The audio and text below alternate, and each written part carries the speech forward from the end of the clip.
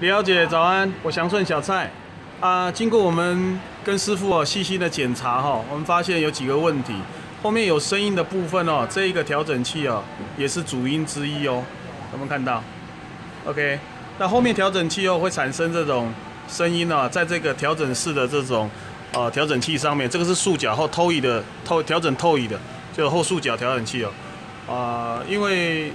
一般来讲的话，材质上面可能它耐久度没有像原厂这么好，但它附加调整功能了，所以你看裂开了嘛所以一定会有声音哇塞 ，OK， 裂开了，非常清楚非常清楚也非常明显。OK， 那另外一个的话是这个 U 型橡皮啦，这个确实是裂开了，所以我们要换2个 U 型橡皮，还有这个